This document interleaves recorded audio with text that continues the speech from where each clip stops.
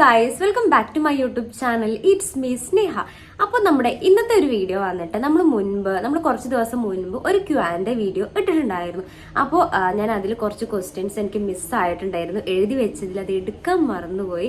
പിന്നെ ഞാൻ അതിനുശേഷം ഞാൻ ഇൻസ്റ്റയിൽ ഒരു Q&A ഇട്ടിട്ടുണ്ടായിരുന്നു. അപ്പോൾ കുറച്ച് ക്വസ്റ്റ്യൻസ് അവർ ചോദിച്ചിട്ടുണ്ട്.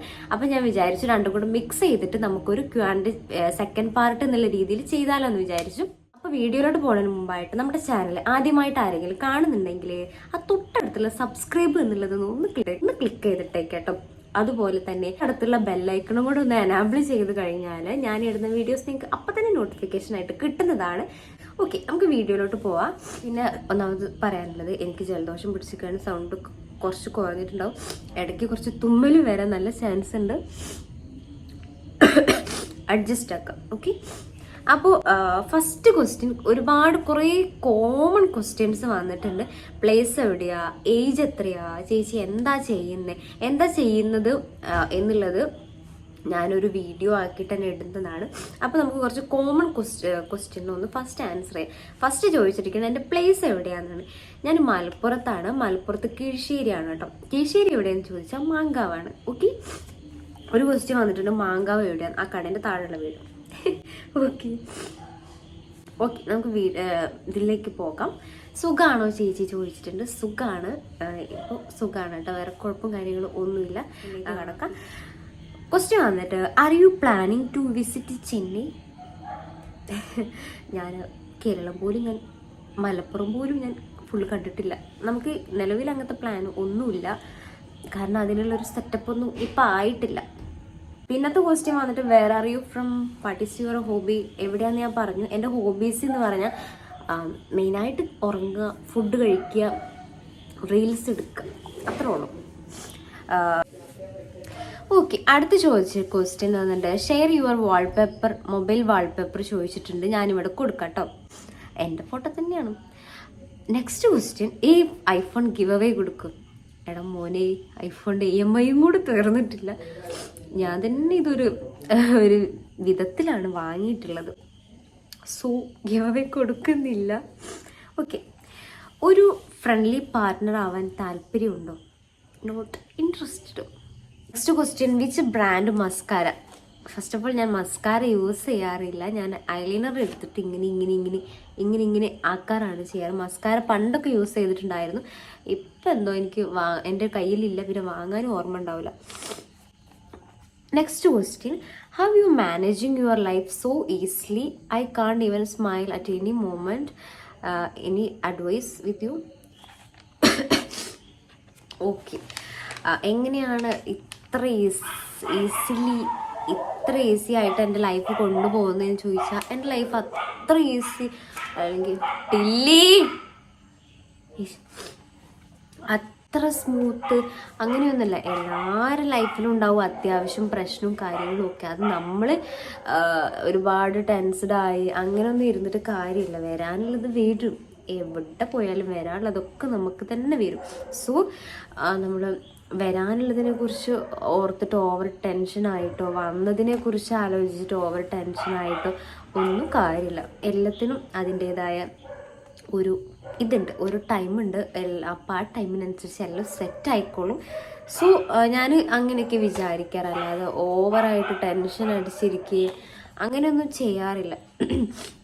അതുകൊണ്ട് എനിക്ക് അത്ര വലിയ പ്രശ്നങ്ങളോ കാര്യങ്ങളോ ഇപ്പം നിലവിൽ ഇല്ല. അത്രയേ ഉള്ളൂ കേട്ടോ.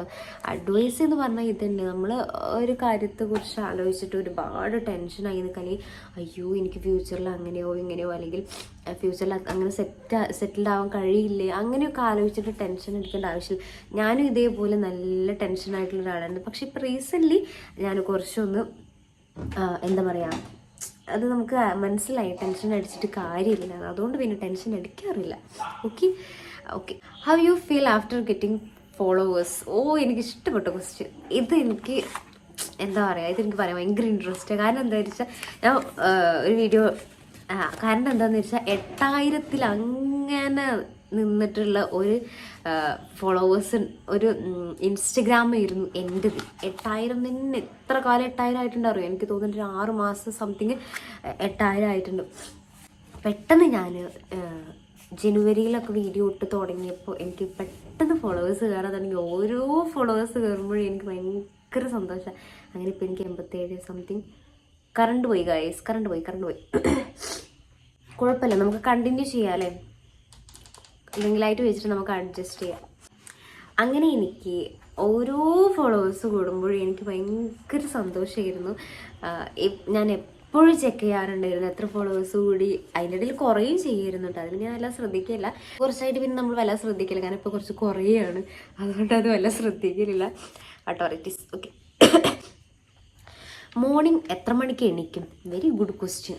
രാവിലെ ഞാൻ മോർണിംഗ് പേഴ്സണേ അല്ല. എനിക്ക് രാവിലെ എണീക്കുന്നത് ഒട്ടും ഇഷ്ടമല്ല.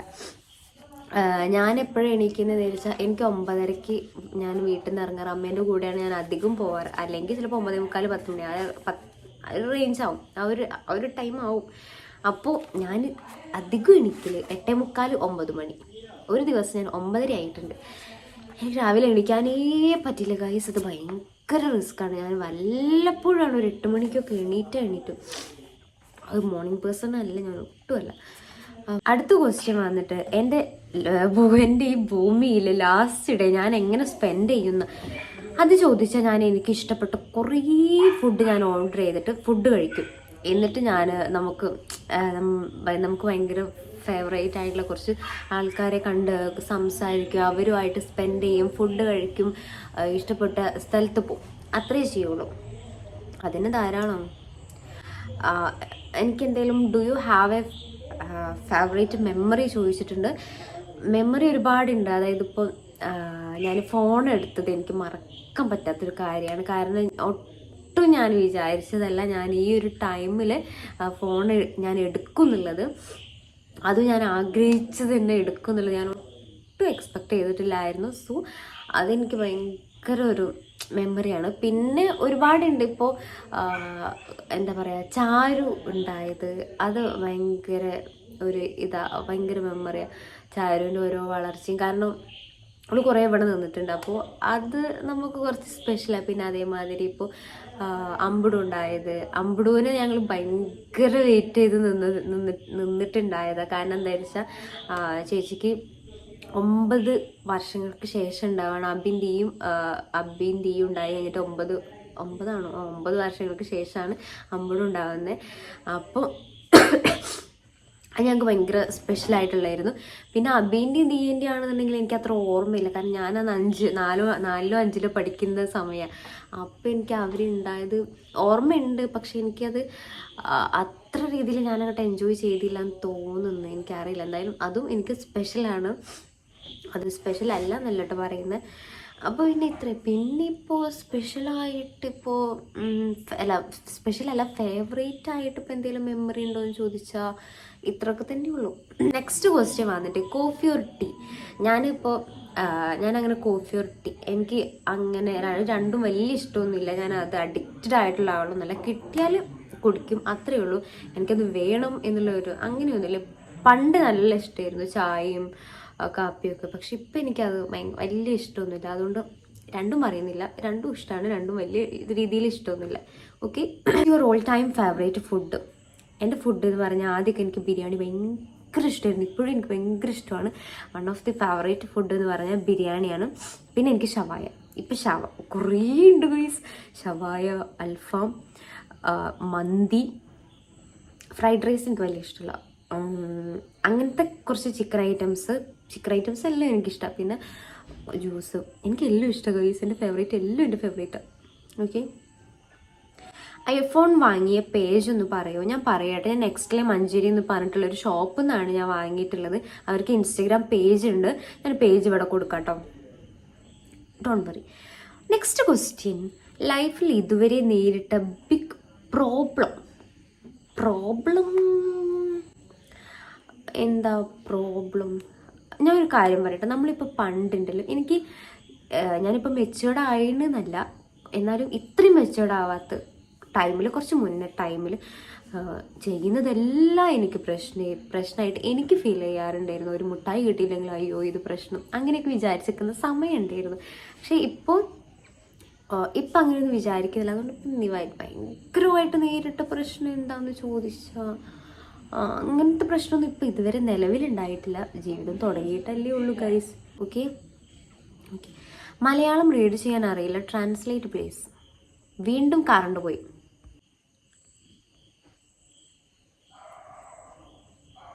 ഓക്കെ, മലയാളം റീഡ് ചെയ്യാൻ അറിയില്ല, ട്രാൻസ്ലേറ്റ് പ്ലീസ്. എന്നിട്ട് ആള് മലയാളത്തിൽ എഴുതിയത്. ഓക്കെ, തൻ്റെ പ്ലേസ് ഇവിടെ ഞാൻ പറഞ്ഞിട്ടുണ്ട് കേട്ടോ, ഞാൻ 2 വീഡിയോയിലായി പറയുന്നു. പിന്നെ ഒരാൾ നമ്മൾ മുന്നിട്ട് ആ വീഡിയോ ഒക്കെ ഉണ്ടല്ലോ, അതിന് പറയുന്നുണ്ട്, എടോ ആ കൊച്ചു മെസ്സേജ് അയച്ചത് പ്രശ്നം കഴിഞ്ഞോ, താൻ ഓക്കെ ആണോ, മൈൻഡ് സെറ്റല്ലേ?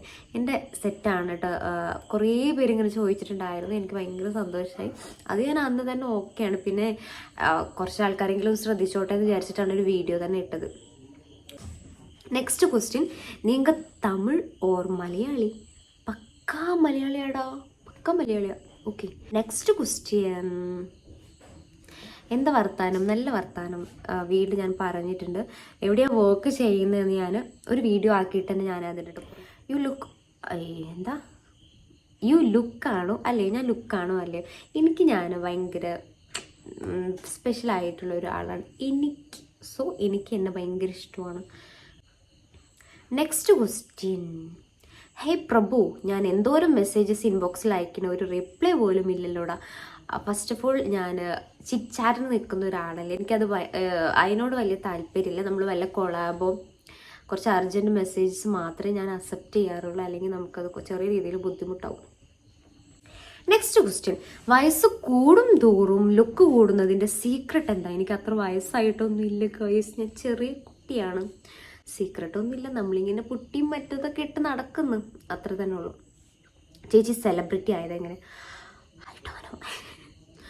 പെട്ടെന്നൊരു സുപ്രഭാതത്തിൽ ഞാൻ സെലിബ്രിറ്റി ആയതാണ് ഗൈസ്. ഒന്ന് പോടെ, അതെൻ്റെ ഫ്രണ്ടാണ് ചോദിച്ചിട്ടുള്ളത്. ഓക്കെ, നെക്സ്റ്റ് ക്വസ്റ്റ്യൻ, സ്നേഹിക്കാൻ പറ്റിയ ആൾക്ക് വേണ്ട ക്വാളിറ്റീസ് അങ്ങനെ ഒരുപാട് ക്വാളിറ്റീസ് ഒന്നുമില്ല. നമ്മളെ റെസ്പെക്റ്റ് ചെയ്യുക, നമ്മളെ കെയർ ചെയ്യുക, നമ്മളെ സ്നേഹിക്കുക, ഇത്രയൊക്കെ തന്നെ. അല്ലാതെ ഒരുപാട് ക്വാളിറ്റീസ്. പിന്നെ എന്തായാലും ആൾ ഭയങ്കര ലോയലായിരിക്കണം, പിന്നെന്താ ഫാമിലി പേഴ്സൺ ആയിരിക്കണം, അങ്ങനത്തെ കുറച്ച് കാര്യങ്ങളൊക്കെ ഉള്ളു. അല്ലാതെ ഒരുപാടൊന്നുമില്ല. നല്ല ആളായിരിക്കണം, നല്ല സ്വഭാവമായിരിക്കണം, നല്ല അച്ചടക്കം ഉണ്ടായിരിക്കണം. ഓക്കെ, അച്ചടക്കം മീൻസ് ഞാൻ അങ്ങനെ തള്ള വൈബായോ? അച്ചടക്കം മീൻസ് ഞാൻ അങ്ങനെ എനിക്ക് ഉദ്ദേശിച്ചത്, അതായത് പാവമായിരിക്കണം അങ്ങനെ, അതല്ല ഞാൻ ഉദ്ദേശിച്ചത്. മീൻസ് അത് ഞാൻ എന്താ ഉദ്ദേശിച്ചത്, നമ്മൾ ഈ കുടി വലി അങ്ങനത്തെ കാര്യങ്ങളുണ്ടല്ലോ, അതെനിക്കിഷ്ടമല്ല. അത് ഞാൻ ഉദ്ദേശിച്ചിട്ട് അച്ചടക്കം എന്നുള്ളത്. അയ്യോ, ക്വസ്റ്റ്യൻ കഴിഞ്ഞു ഗൈസ്, ഇത്ര ക്വസ്റ്റ്യനേ ഉള്ളൂ.